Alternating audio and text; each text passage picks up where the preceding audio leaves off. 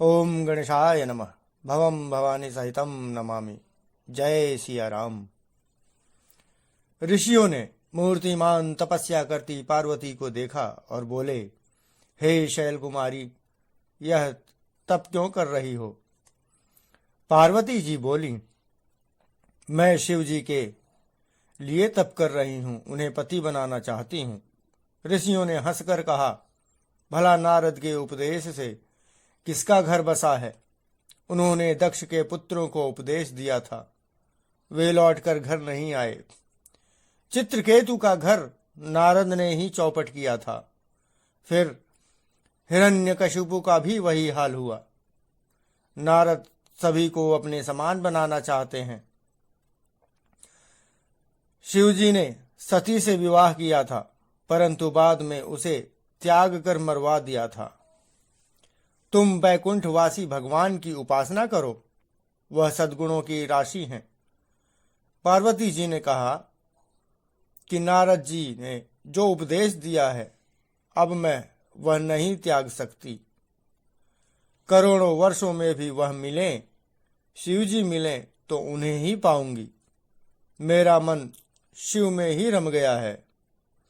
माता पार्वती का प्रेम देखकर ज्ञानी मुनि बोले, आप ही जग जननी हैं और आप दोनों ही जगत के माता पिता हैं। फिर वे ऋषि पार्वती के चरणों में सिर नवाकर चल दिए। पार्वती जी का प्रेम सुनते ही शिव प्रसन्न हुए और रघुनाथ जी का ध्यान करने लगे। उसी समय तारक नाम का असुर हुआ, जिसने सब लोगों को जीत लिया था। ब्रह्मा जी ने सब देवताओं को समझाकर कहा कि तारक को शिवपुत्र ही मार सकता है। माता सती ने देह त्याग किया था। अब उन्होंने नया जन्म लेकर शिवजी को पाने के लिए घोर तप किया है। तुम जाकर कामदेव को शिवजी के पास भेजो। देवताओं की विपत्ति सुनकर कामदेव ने विचार किया कि शिवजी से विरोध करने में मेरा कुशल नहीं है। श्री रामचरितमानस जी की पंक्तियां 24वें दिन यहीं तक पूर्ण हुई थी। आज 25वां दिन 23वें दोहे से आगे जो श्री रामचरितमानस जी में लिखा है, मैं उसको कहने का प्रयास करता हूं। तदपि करब मैं काजो तुम्हारा, श्रुति कह परम धर्म उपकारा। परहित लागी तजई जो देही, संतत संत प्रशंसहितेहि। अस कही चलेउ सबहि सिरुनाई, सुमन धनुष कर सहित सहाई। चलत मार यस हृदय विचारा, शिव विरोध ध्रुव मरनु हमारा। तब यापन प्रभाव विस्तारा, निज बस कीन सकल संसारा। कोपेउ जबहि बारी चर केतु, क्षण महु मिटे सकल श्रुति सेतु। ब्रह्मचर्य व्रत संयम नाना, धीरज धर्म ज्ञान विज्ञाना। सदाचार जप जोग विरागा, सभय विवेक कटकु सबु भागा। भागेउ विवेकु सहाय सहित, सो सुभग समझुट महिमुरे। सदग्रंथ पर्वत कंदरनि महु, जायते ही अवसर दुरे। होनिहार का करतार को रखवार, जग खर भरु परा। दुई माथ के ही रतिनाथ जेहि, कहूँ कोपि कर धनु सरु धरा।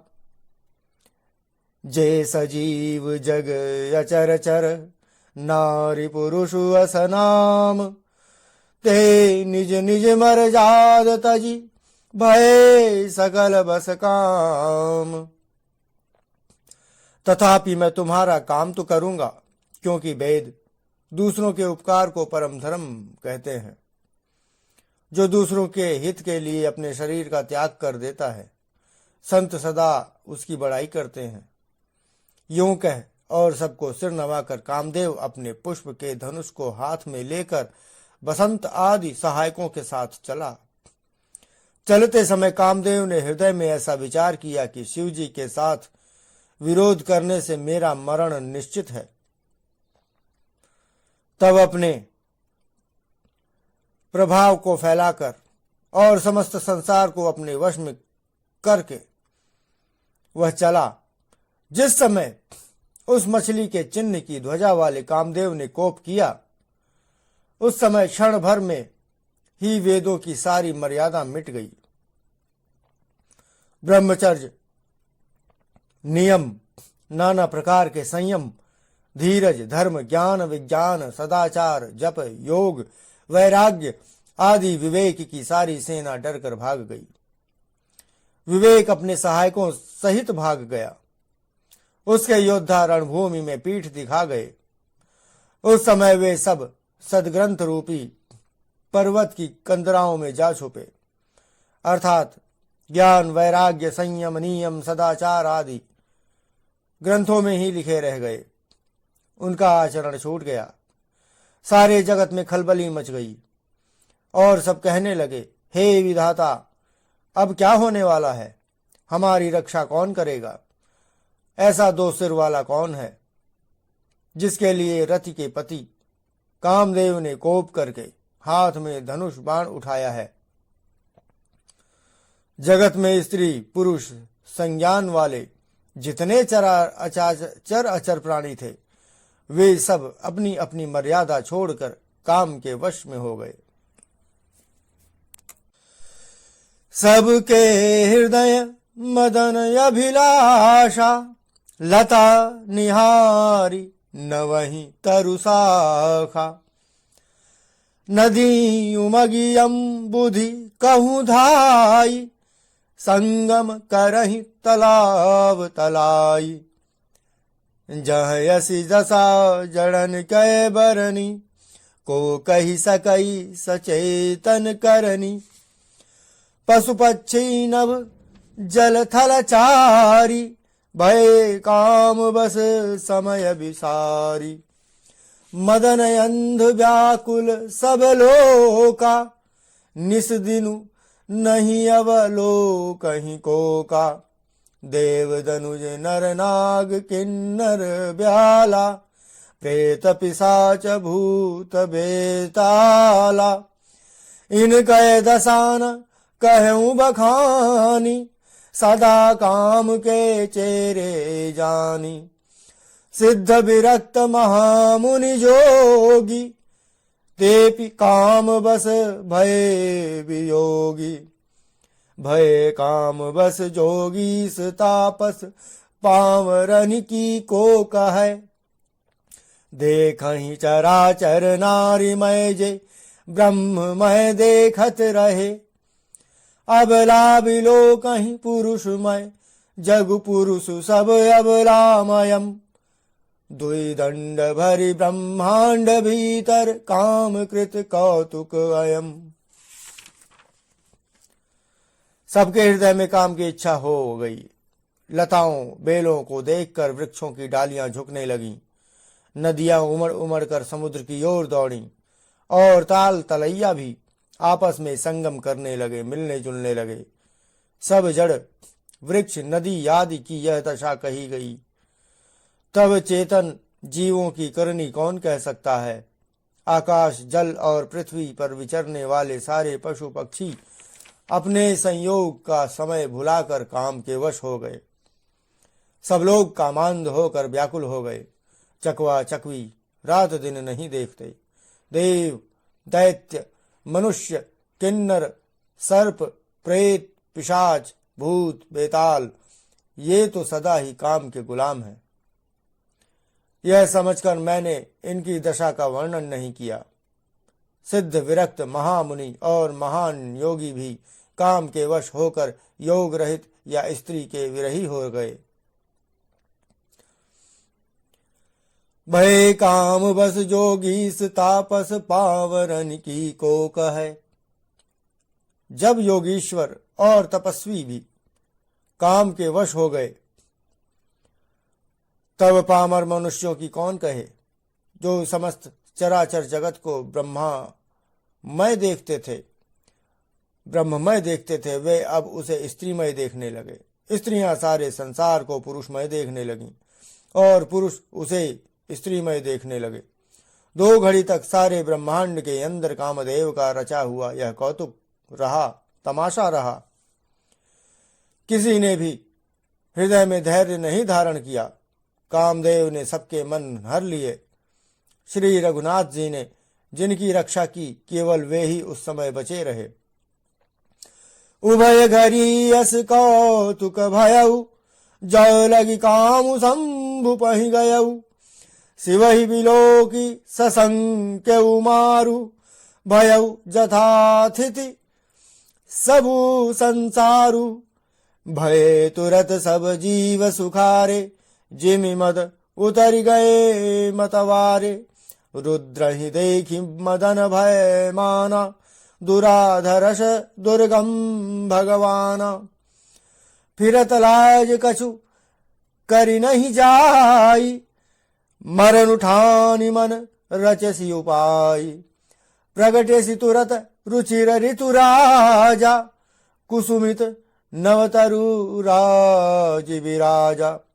बन उपवन बापिका तड़ागा, परम सुभग सब दिशा विभागा। जहाँ तहाँ जनु उमगत अनुरागा, देखी मुयहु मन मन सिज जागा। जागई मनोभव मुयहु मन बन, सुभगता न परय कही। शीतल सुगंध सुमंत मारुत, मदन अनल सखा सही।